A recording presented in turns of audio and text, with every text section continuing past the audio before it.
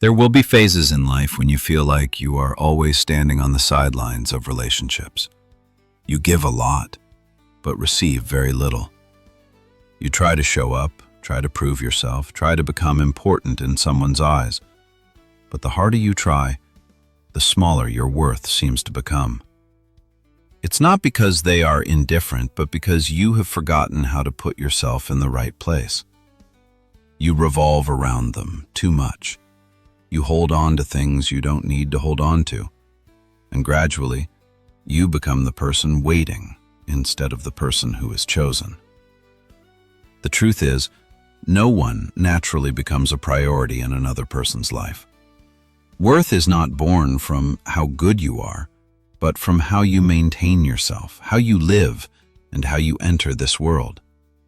People who are respected, sought after, and kept around, it's not because they try harder, but because they live by principles that others cannot take lightly. And that is what you are about to discover. In this video, you will go through 7 key rules, principles that reshape how you are perceived, how you are treated, and what position you hold in the hearts of others. These are not manipulation tricks nor psychological games, but the art of building true worth, starting from the inside and radiating out into the world.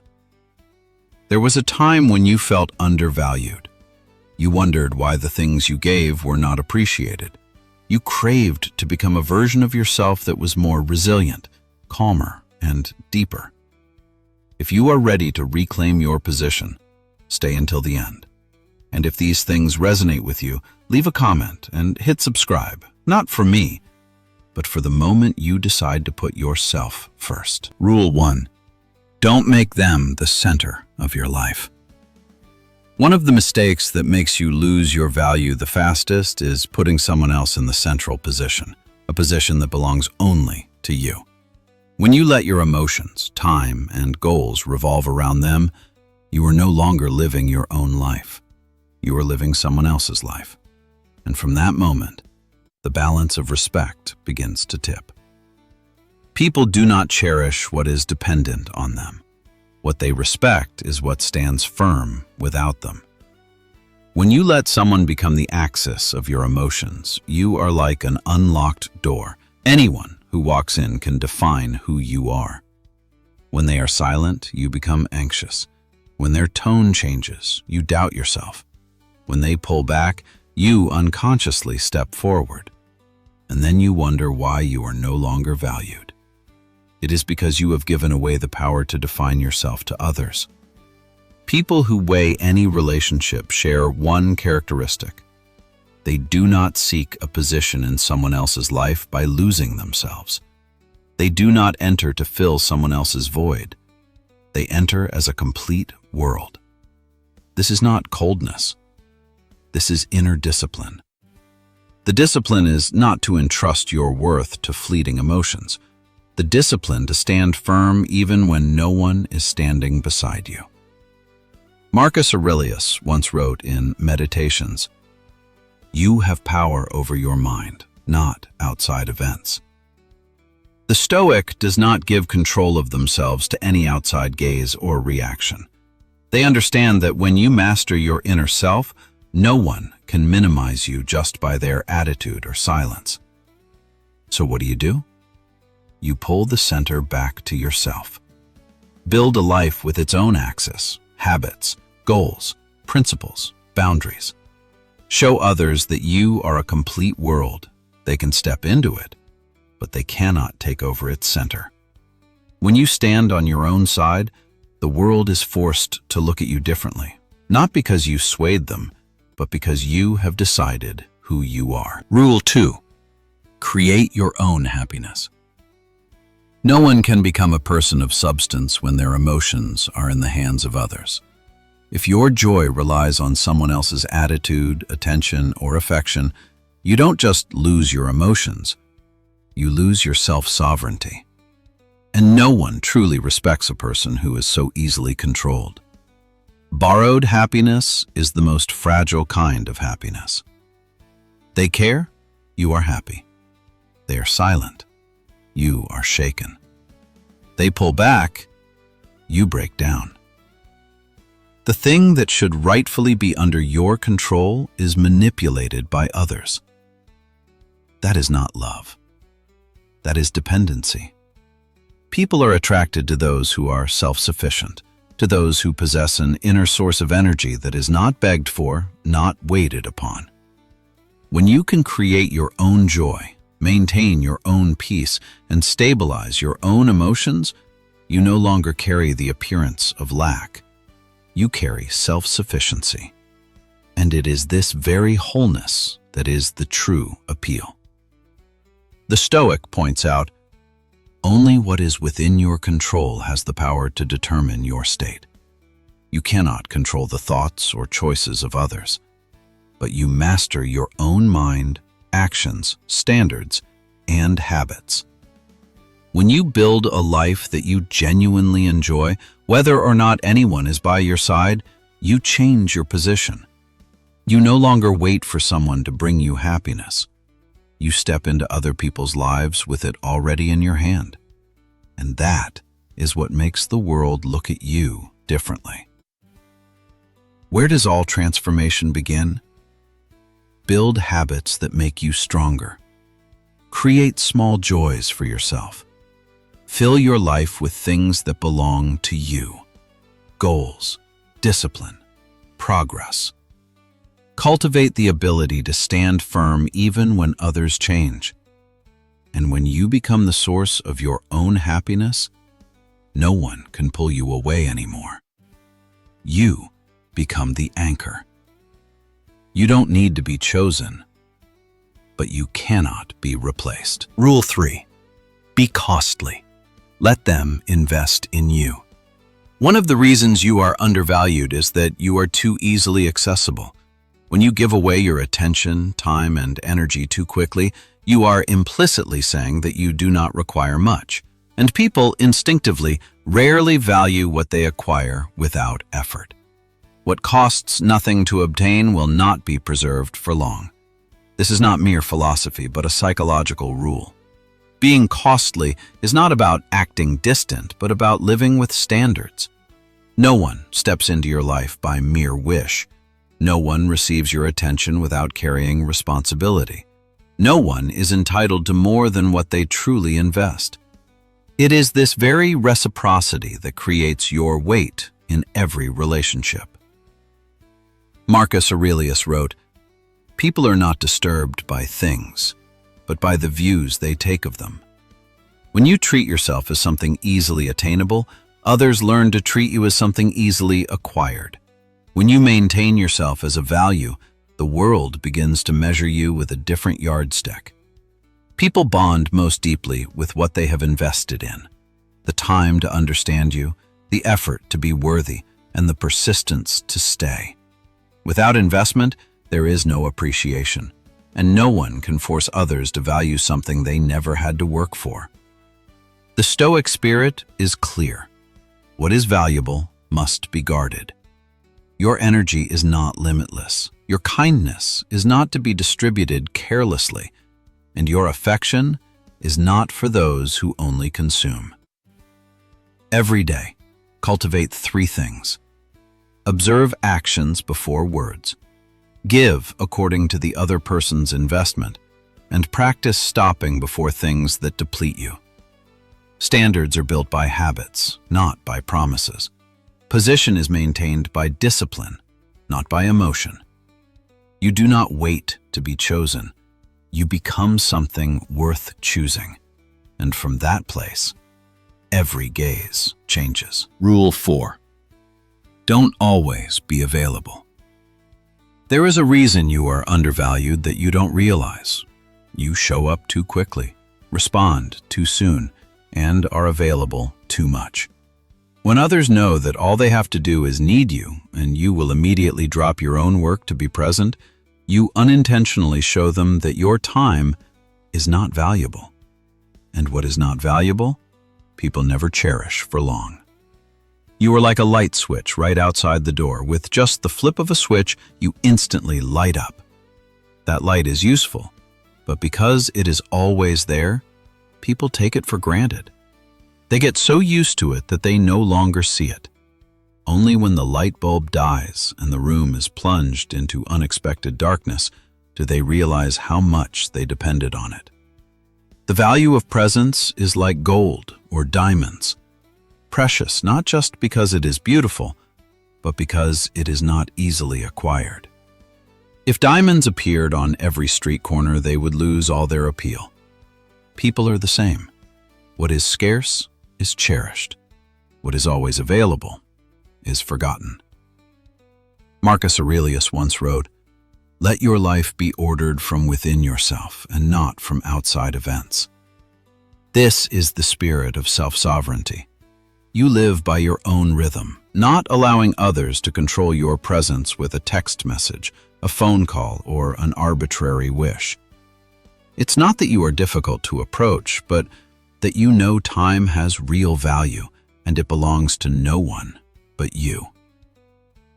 Here is how you live differently. Live by your rhythm, not anyone else's. Don't react immediately. Keep your schedule firm so no one can easily derail your life. Show up when you genuinely want to, not when others need you. And never turn yourself into the safe option just because you are always available.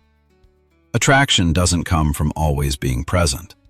Attraction comes from the value of your presence. And it is only valuable when it is not easily accessible to everyone. Let them adjust themselves to step into your world, because a person of substance never chases after a single call. Rule 5. Don't reveal everything. Be mysterious. One of the reasons you are undervalued, even when you are sincere, you talk too much, too soon. You tell everything about yourself just to create a connection, but in reality, you are breaking the natural appeal. Because people do not cherish what they understand immediately. They only pay attention when they have to spend time understanding you. A person who reveals everything from the start does not create intimacy. They create predictability. And what is predictable is easily forgotten. Cleopatra is a vivid testament to the power of mystery. She captivated the world not only with her beauty and power, she enchanted them because no one ever truly grasped everything about her. She revealed enough to attract, but held back enough to make them lean in and seek understanding. It was the part left unsaid that made the most powerful figures draw closer, invest more, and find it hard to leave. It wasn't because Cleopatra was perfect, but because no one was sure they truly understood her. Her mystery was not a psychological trick. It was wisdom. It was known to keep the deepest layers where they belonged. Cleopatra charmed not by what she said, but by what she did not say. People are not drawn to what they already have, but by what they have yet to touch. And the thing that made Cleopatra immortal in history was not what she let people see, but precisely what she chose to hold back. Epictetus once said, "Do not expose your soul to people who have not earned the right to see it." Restraint is not concealment, but knowing to keep the deepest part for the right person at the right time. Not everyone has the right to step into your inner world, because what belongs to you, your values, your vulnerabilities, your memories, your beliefs, needs to be protected before being given away. And here is where you reclaim self-sovereignty. Slow down the pace of sharing. Don't let everything need to be said right away. Hold back a part of yourself to let time speak. Say just enough to open the door, but not enough to turn over every page. Observe before opening your heart, and only give depth to those who have proven they know how to cherish it. Attraction is not in what you reveal, but in what you hold back. A valuable presence is not valuable because it is continuous, but because it has limits.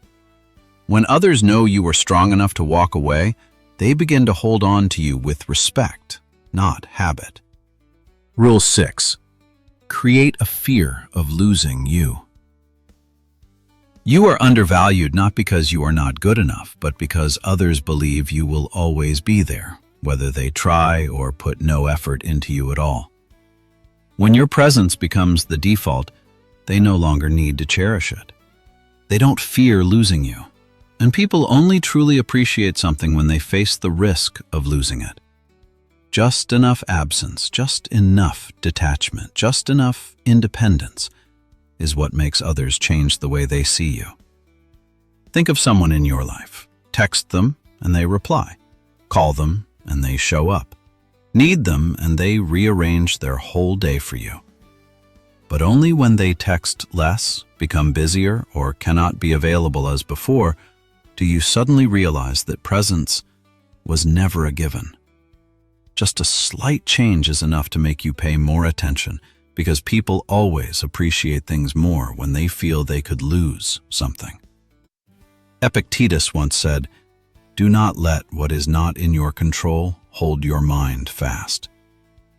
When you rely on someone's attention, you give them the power to control your emotions. They take one step back and you panic. They stay silent for a while and you feel anxious. But when you stand firm on your own worth, not needing them to feel whole, you reclaim your power. True strength is not in keeping someone, but in not being afraid to lose them. Here is how you reclaim your position. React with composure, not fear. Don't chase after someone who creates distance. Let the distance do its work. Build a rich private life so that the presence or absence of anyone does not shake you. Set clear standards. Your presence is a privilege, not a right. Your silence has more weight than any explanation.